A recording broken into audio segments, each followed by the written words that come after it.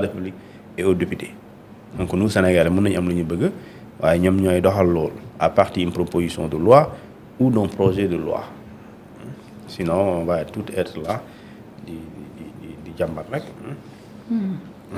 Voilà ci ba tey mbirum justice kii di Abdou Nguer moom ginnaaw bi ñu ko tegee loxo ci ñaar ci ay dossier tey jii nag dinañ ko dégluwaat ci benn bi ci fond bi mu di rek li nga xam ne moom moo ko jural sax premier garde à vue bi ñu mandat de dépôt bi ñu ko def di ko ci toppee diffusion de fausses nouvelles ci ay kàddu yu mu yëkkati woon.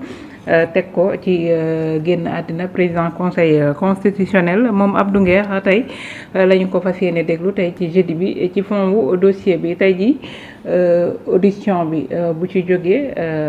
lan lañu ci peut-être lan moo war a mën a nekk lu mu ci mën a jëlee mën na ci jaaree déposer demande pour am liberté provisoire wala mën na nekk li nga xamante ne ni dafay tax dossier bi gën a gaaw. bu ñu koy déglu ci fond bi. waaw Abdou Nguer tey. en principe bu dee amul soppeeku. tey la waroon jàkkaarloo ak le juge d'instruction du 3e cabinet du tribunal de grande instance de Dakar. li tax ginnaaw bu mu tëddee ñaari weer ci kaso ñu tuddee ko détention préventive ñu waroon ko auditionner au fond du dossier bi fait yi mooy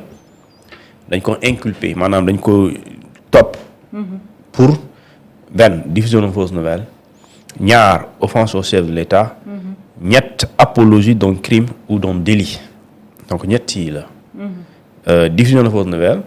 offense au chef de l'État et apologie d'un crime ou d'un délit mooy lii nga xamante ni la ko procureur ne lii laa lay toppee léegi nag moom suñ koy woo tey dañ koy woo pour laaj ko ci fausse nouvelle yooyu procureur wax ne loolu laa lay toppee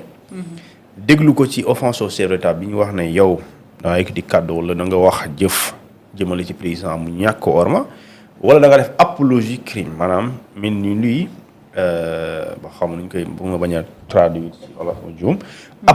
apologie du crime ou du délit loolu la léegi nga soo nga wax ci loolu nga war a expliquer sur le fond de ces faits là yi nga xamante ni dañ la koy reprocher léegi nag loolu avocat am dinañ ko assister dimbale ko ci tontu question réponse yi nga xamante ni juge d'instruction moom la koy laaj léegi nag xam nga li nga xamante moom mooy dossier Abdou Nguer nag c'est un dossier très suivi par ses avocats mais aussi par plusieurs organisations de la société civile d'ailleurs la preuve que loolu dëgg la mooy Seydi Gassama di gis nga bu bindee texte wala ki nga xamante ni moom mooy kii Tine Alioune Tine da ngay gis ne dafay évoquer le cas Abdou Nguer et dans beaucoup d'émissions lorsqu'on parle de diffusion de fausses nouvelles de bien de détention actuellement da ngay gis ne dañuy citer le cas Abdou Nguer léegi nag li am mooy li nga xamante ni moom mooy li mën a jógee ci audition sur fond des débats mooy tey suñ ko laajee ci loolu ki nga xamante ni moom mooy le juge d'instruction mën na yem fii mën na yem nii mu décider d'accord renvoyer l'affaire pour ñu dem àtte Abdou Nguer mën na aussi fu ko dégloo mu gis ne diffusion de fausses nouvelles bii ñuy wax ce délit là vraiment procureur nee na dañ koy toppee Abdou Nguer man gisuma fii ay diffusion de fausses nouvelles mën na ko écarter d'accord mu def non lieu ci diffusion de fausses nouvelles boobu su gisee ne également amul offense au chef de l'État mën na ko écarter su gisee ne amul aussi li ñu tuddee le délit ou la crime apologie du crime ou non délit dans ce cas mën na ko écarter donc maintenant su gisee ne aussi am na diffusion de fausses nouvelles su gisee ne am na offense au chef de l'État mu gis ne am na apologie d'un crime ou d'un délit dans ce cas bu dee fa lay yem il peut après avoir avisé le procureur de la République mën na def li ñuy tuddee l'ordonnance de renvoi de l'affaire auprès d'une juridiction de jugement pour ñu àtte Abdou Nguer mu nekk loo xamante ni procès bu ñuy fixé lu dul yàgg la léegi nag nañu xaar lan mooy nekk concrètement li génn ci débat yooyu en tout cas arrestation Abdou Nguer posé na débat boo xamante ni tantôt ku ne mën nga ko apprécier un débat de liberté d'expression et un débat sur les limites n'est-ce pas de la parole publique dans le contexte n'est-ce pas politique actuel léegi nag ku ne am nga si appréciation bu wute ak keneen ki mais de façon ce qui est constant mooy ça pose un débat d'accord très reculant sur la liberté d'expression et les limites de la parole publique mais aussi la responsabilité dans la prise de parole publique loolu aussi nit ñi dañ ci war a débattre au-delà di wax liberté d'expression mais on doit discuter n'est-ce pas de la liberté de la responsabilité sur la prise de parole publique suñ loolu buñ ko tënk rek liberté bi day am limite su boobaa du am dérive du am extra exagération du am également tooñ mais quand bu ñu multiplier entre guillemets la responsabilité bëgg a jiital liberté da ngay réer balaa ngay jox sa doom liberté da nga koy xamal li ñuy tere ak li ñuy bañ fekk nga jox ko liberté après il a la conscience mais soo ko ne amal liberté te joxoo ko lu ñuy bañ ak lu ñuy nangu ba bu tojee dëgg bu ñëwee bul wax dara yaa ko wax yaa ko defloo donc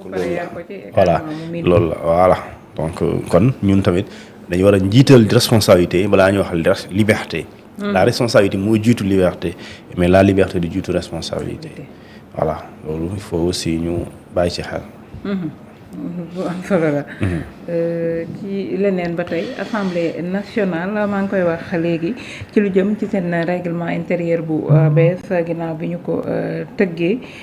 ba pare am na ci yenn ci ay point peut-être dañ ci dellusiwaat am ci benn jàngat ci lu jëm sax ci li nga xamante ne ni moo jëm ci enquête parlementaire yi am possibilité déglu ñenn ñi comme ni ñu koy defee cette fois-ci ci li jëm ci kaawu magistrat yi cuun la ñuy dem ñu gis ne ñoom li ñu bëgg wala li ñu ci def moo di bu fekkee ne wax nañu ci déglu benn magistrat bu ñu ci amee rek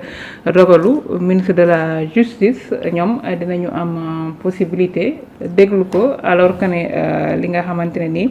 moom moo jëm ci li yoon tënkoon moo di magistrat yi képp ku ci def infraction wala ñu wax la toppee lenn dinañu am autorisation ministre de la justice ki lay auditionné ci enquête préliminaire yi procureur général lay doon wala mu nekk benn magistrat bi nga xamante ne ni moom moo koy désigner tey boobu changement est-ce que bu ñu ko nangoo du jur problème. waaw débat bi de dina posé wu xam dina posé wu ba bis dina ñëw ñoom la ñuy waxtaanee. waaw te yàggatul li tax ñu war ko waxtaanee dañoo insérer. ci biir règlement intérieur Assemblée nationale loo xamante ne soo demee ci loi organique